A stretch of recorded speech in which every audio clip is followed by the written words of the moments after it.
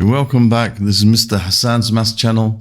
I'm now going to answer question number 13 from the practice paper from the 2025 Cambridge IGCSE Pure Mathematics Paper 2, the extended paper. And this is the non-calculator paper. And this question here is about angles in circles.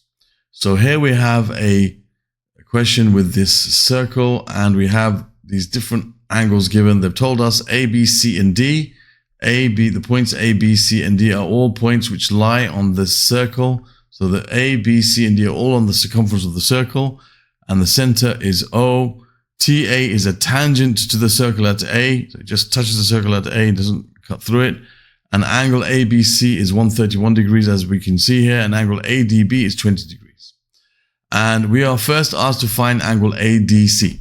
Angle ADC, okay, which is the angle over here. We need to find this angle here. All right, so when we're asked to find angles in circles like this, we have to look at think of the different rules that we know. And one of the first things that I would do in such a question is I would take the angle, and I would follow the arms of the angle back to where they started. So for example, this angle, what we're trying to find, ADC. Okay, first of all, to be able to mark the angle is important. So if it says ADC, that's the angle that they're talking about, then the one in the middle is where the angle is actually measured at D. And these two letters tell you where to start when you're trying to form the angle. So ADC. So D's in the middle, so it's this angle over here. Okay, this is angle ADC. Tells you, these two tell you where the angle starts from. So if we were to mark on this diagram this angle in terms of drawing it out to where it originates from. Okay, so we have this kind of shape here, and then we try to figure out, do we know any other angles which also start from the same 2 points here that would go back to the same 2 points? Well, there's this angle over here in the center, if I was to join this, but we don't know what it is. So that's not going to help us because we don't know what the angle is here. If we knew what this angle is, we could then work out that angle. Okay, so that's not going to help us. But there's also this angle over here, which also comes from the same 2 points. Okay, so this angle here, which we know comes from the same 2 points as this big angle over here. And what you'll notice is that these red lines that I've drawn here now form what's called a cyclic quadrilateral. Cyclic quadrilateral. Okay, now a cyclic quadrilateral is a special shape, okay, which has a special property which is not true for every quadrilateral, and that is that the angles that are opposite each other, they are supplementary. Okay, the opposite angles, okay, are supplementary. They have a sum of 180 degrees. And this is a cyclic quadrilateral because all 4 points, all 4 corners of the vertex of this quadrilateral are on the circumference of the circle. So the angle opposite the angle we're trying to find, we know in this cyclic quadrilateral. So these 2 angles, they are supplementary. They add up to 180. Not this 20, the whole of this angle there and this 131, they add up to 180. So what I can say here is angle ADC and angle ABC, they are supplementary. So I can say here the angle ADC plus the angle ABC, they add up to 180 degrees. And we know that angle ABC is 131 degrees. So we can say ADC, therefore, is 180, take away 131. And 180 take away 131. Okay, 180 take away 130 would be 50. So it's going to be 49 degrees. Okay, if you're not sure, you want to do it the traditional way, without calculator, remember, no calculator paper. we have to take 1 from the 7, from the 8 gives you 7 here, there's a 1 there, 10 minus 1 is 9, 7 minus 3 is 4, 1 minus 1 is 0, so 49 degrees is the angle ADC. Okay, so that's the first, that's part A done. Now, for part B, you want to find angle AOC. AOC is the angle over here, AOC, and we kind of just, when we were doing the working for this, we kind of gave ourselves an idea of how to find it, because now we know this main angle. What I can do is, okay, I can think about the angle over the one that we looked at before. Okay, so we know that this angle here is 49 now.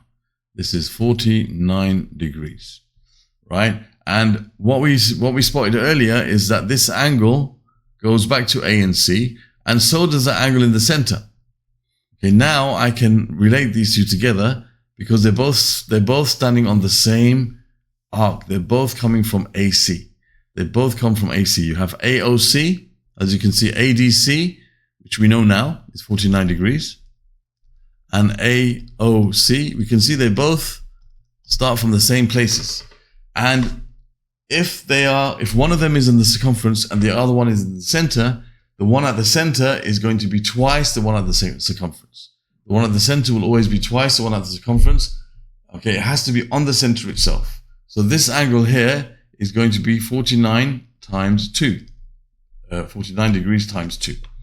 Okay, that's one of the rules that we should know from angles in circles.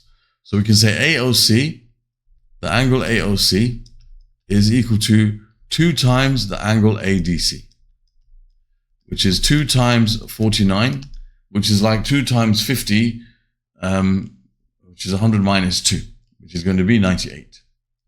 Okay, you can do this. You can use mental maths to do this. Like this is like 2 times 50 minus 1, right? An easy way of doing it. That's 100 minus 2, which is 98. Again, non-calculator skills that we should have. Okay, otherwise you can just do it the normal traditional way. 49 times 2, 2 9s are 18, remainder 1, and 2 4s are 8, 1 plus 1 is 9, 98. Okay, I like this kind of way of doing things. It makes life easier for you. Okay, and we have to be used to using the mental maths now, so it's important for us to have some of these skills and be able to do these questions quickly. So that's 98 degrees, the one at the center there.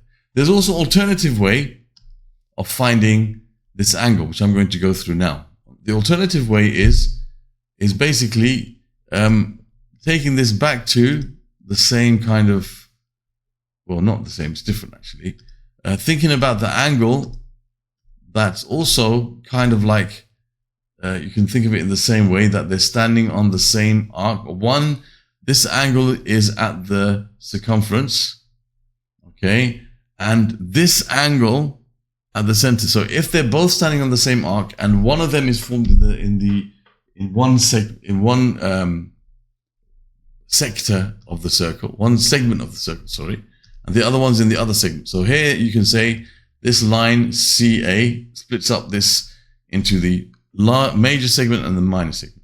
So if they're both standing on the same arc, but one of them is formed in the minor segment and the other one in the major segment, okay, and you can see that it's at the center here, and this is on the circumference, then this angle here is twice the angle over there. That will be 2 times 131, which is going to be 262. And then the angle we need, which is this angle here, is going to be 360 take away 262. And 360 take away 262, you have to borrow 1 from here, that becomes a 5, then the 1, 10 minus 2 is 8, and 5, you got to borrow 1 from here, that's going to be 15 minus 6, which is 9, 98. Again, the same answer, but I think this is a bit of a longer way of doing it. Okay, the way we did it first was easy, but there's different ways you can use. Right? That's another alternative way of finding it. All right, so there's 2 different ways we can find this answer. In fact, with angles and circles, there's sometimes more than 2 different ways. Then we've got to find the angle BAT. BAT, which is this angle over here. So let me get rid of some of this stuff here so that we can concentrate on what we're looking for. I'll get rid of some of these lines so that it doesn't.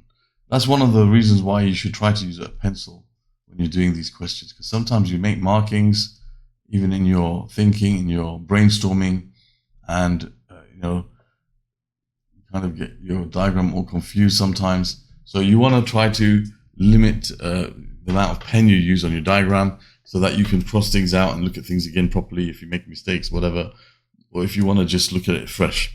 So always use a pencil for these diagrams and these markings as you're doing your steps inside the circles, inside the diagrams. But of course, your writing here should be in pen. Okay, so angle BAT is this angle between this chord and this tangent. And that should remind us of a famous or important rule, which is basically that the angle between a tangent and a chord, okay, it should remind us about the alternate segment theorem. Okay, now there are other ways of working out this angle afterwards, but this makes life very easy. So when a tangent meets a chord, okay, like here, this tangent has met this chord. Let me just put this again in a different color.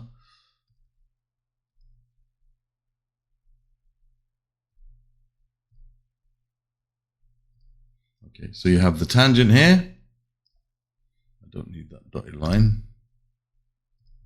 Okay, so you have the tangent meeting the chord. That's the tangent, and that's the chord. There's an angle between them. Now, the angle standing on the same chord that goes all the way to the circumference on the other side of the circle. So, for example, this angle here. This is called the alternate angle. This angle here will be the same as the angle between the tangent and the chord. So this is going to be 20 degrees. Okay, this is the alternate segment theorem.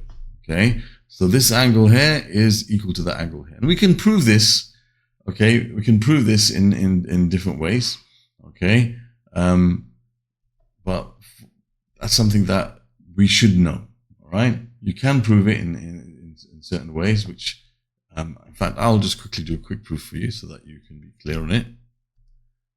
Okay, I shouldn't say that and then not do it. So if I join this to this, okay, then what I can say is, let's say this angle is 20, then this, sorry, we don't know what this angle is. Let's say this angle is X. I know that this angle here is 90 degrees, right? Between the angle between the tangent and the radius is 90. That's one rule we should know. The angle between the tangent and the radius should always be 90 degrees. So this angle between the tangent and the radius is 90 degrees. That's 90 degrees. Okay, that whole angle there, right?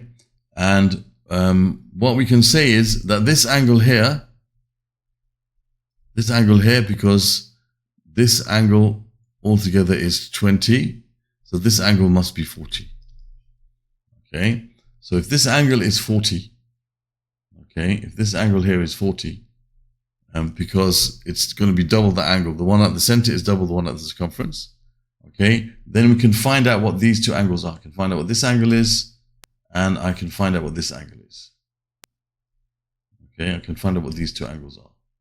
Okay, because, sorry, this angle, not that angle. Just write it clearly. This is an isosceles triangle here. So I can find out what this angle is, and I can find out what this angle is. Okay, so this angle, if this is 40, these two plus that must add up to 180, and these two are both the same because it's isosceles. So 180 minus 40 is 140 divided by 2 is 70. So this angle is 70, and this angle is 70. Now, if this whole thing is 90 degrees, and this part is 70, then that must be 20 degrees, right? So that's how you can, so we can see this is the same as that. Okay, so that's how you can kind of prove it or find it using other methods apart from using the alternate segment theorem. And by that, we would have actually answered some of the other questions that we have to find, which is part D. Okay, we could do it that way. However, I'm going to go by as if we didn't draw that extra line there. Okay, and just using the fact that we know that the angle between the tangent and the chord is equal to the angle standing on the chord on the opposite side of the circle. So this is 20 degrees.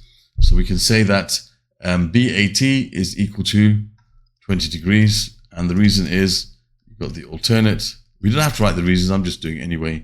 Segment theorem. Sometimes they might ask you, by the way, to write the reasons. I'm just writing them down anyway. You don't have to. And then in this question, you don't have to. Then it says angle AOB. We kind of already found that now, AOB. Okay. We found out that angle is 70 degrees. Now we know that there's 70 degrees here because this is 90. Okay. The angle OAT is 90 degrees because the tangent meets the radius at 90 degrees. So when you have the tangent meeting the radius at the point where the tangent touches the circle, there's always a 90 degrees angle between them. And so we know that basically OAT minus BAT, okay, minus BAT is equal to what we're looking for, which is OAB. Okay, so we can see we got 90 minus 20, which is equal to 70. Okay, so we end up with 70 degrees for this, and there is the end of this question. So this is the angles in circle question here from the practice paper. So other questions from this particular paper can be found in the playlist that will be appearing at the top of the screen here at the end of the video. And other questions from the topic of angles in circles, you'll find in the playlist down here. Other questions from angles in circles from the old, syllabus, which are of course very much relevant to these questions here, you'll find in the playlist over here. I'm just going to click the newer ones in this one. And geometry in general playlist will be over here in this playlist. You can just click on the link and get to it. Thank you for watching and see you soon.